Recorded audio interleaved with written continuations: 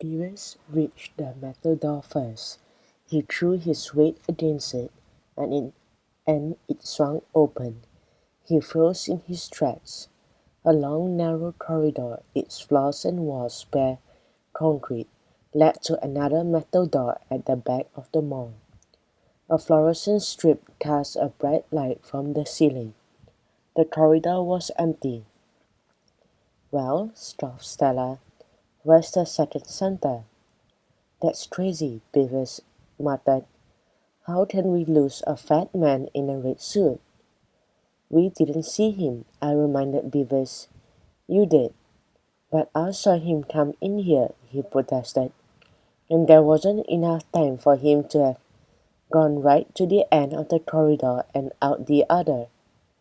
"Well, he must have," I said. "He's not here." A sudden noise ahead cut through my last word. It sounded like someone had crashed into something metallic.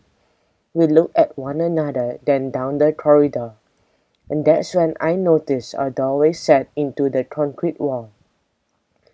It looked like the entrance to a storeroom. Soundlessly, I edged along the corridor towards it and peered around the corner, into a small room where the cleaners tapped their buckets and mops. My jaw dropped.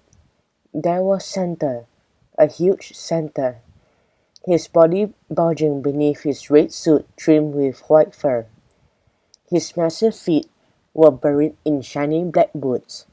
His back was turned as he stooped to pick up the metal bucket that he had kicked over. He appeared not to know he was being watched.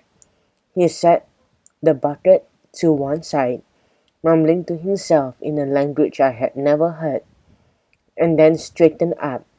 I signaled for silence as Beavis and Stella crept up beside me, their eyes fastened on what was happening in the small room. Santa made a deep swallowing noise as though he had just eaten something. Slowly he began to turn around. As he turned, he wiped a gloved hand across his mouth.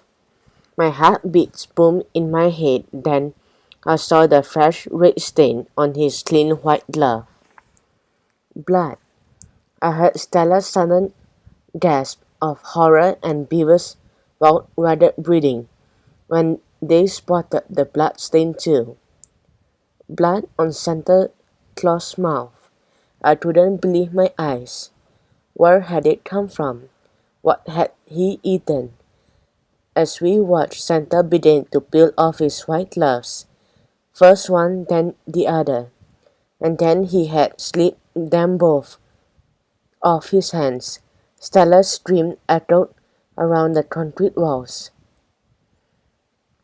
Santa's hands weren't hands, and his fingers weren't fingers. They were huge claws, long and vicious looking.